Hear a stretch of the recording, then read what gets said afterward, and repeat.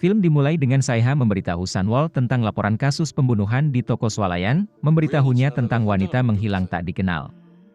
Ketika Sunwol menelusuri sketsa kaki tangannya, ada kedipan pengakuan di matanya dan dia terlihat jelas terguncang. Setelah akhirnya menemukan hantu, tim mulai beraksi dan mengambil alih kasus dari polisi. Sabyok menuju untuk mengumpulkan hasil analisis DNA hantu, di mana dia diberitahu bahwa analisis DNA mengatakan bahwa seolah-olah itu milik orang yang sudah meninggal. Sabyok kemudian menyingsingkan lengan bajunya untuk mengungkapkan bekas luka aneh di lengannya. Hantu telah menyentuhnya dengan cakram oval yang aneh yang meninggalkan bekas itu.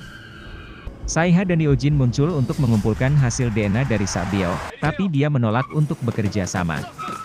Sepertinya ada sejarah antara dia dan Yojin. Dengan Sabyok bertanya bagaimana dia bisa muncul setelah bertahun-tahun dan menuntutnya untuk melakukan apa yang dia katakan.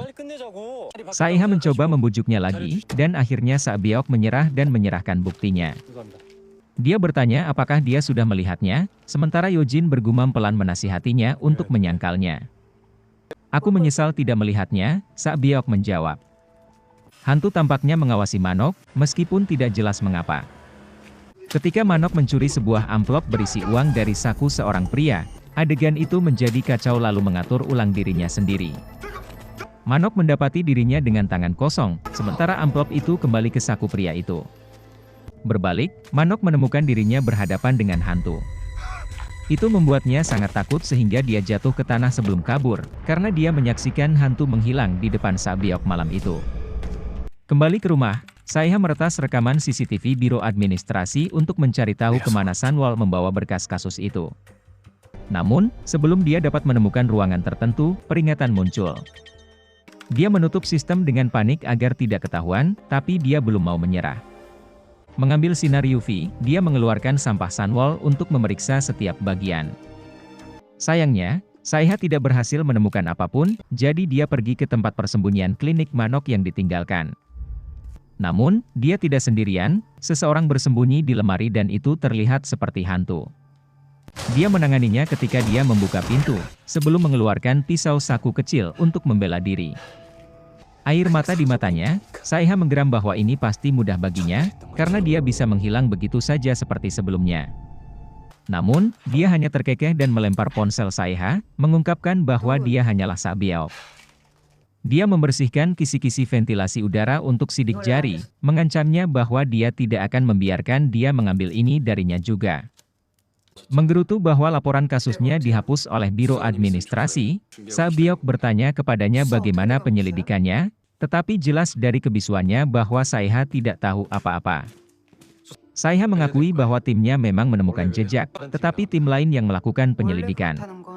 Selalu seperti itu, katanya, yang memberitahu Sabyok bahwa mereka telah lama mencari hantu. Dia menunjukkan bahwa sebelumnya Saiha berbicara seolah-olah dia tahu hantu itu, yang berarti dia pasti pernah melihatnya menghilang sebelumnya. Dia menyangkalnya, tetapi Sabyok jelas tidak percaya padanya. Dalam adegan selanjutnya, Sabyok bertanya pada Saiha mengapa Yojin dipindahkan, karena dia dulu bekerja untuk departemen yang mengawasi grid. Saiha menunjukkan bahwa dia harus bertanya padanya sendiri, tapi dia bilang itu tidak akan pernah terjadi. Dia masuk ke mobilnya, hanya untuk Saiha mengiriminya salinan laporan kasusnya yang dihapus. Sementara itu, hantu memesan 5 potong kue di sebuah kafe, dengan penuh senyuman ketika memakannya. Sambil mengeluarkan ponsel lipat, dia menggulir artikel tentang seorang anggota dewan yang menerima suap. Kecuali artikel itu bertanggal 19 Juni 2022 dan kami masih di bulan Oktober 2021. Maju cepat hingga 18 Juni 2022, pukul 11 malam.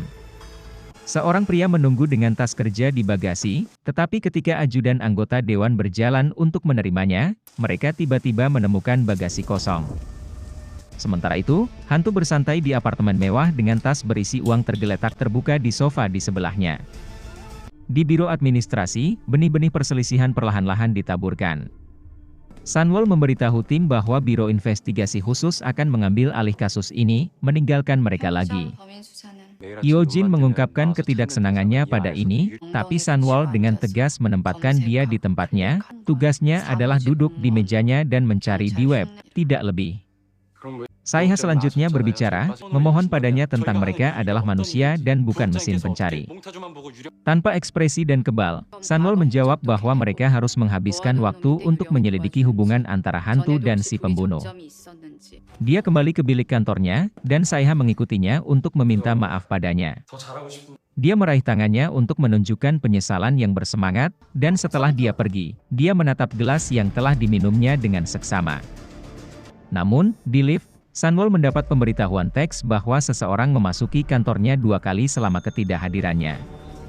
Dia dengan cepat kembali ke kantor, menangkap Saiha sedang berada di dalam ruangannya.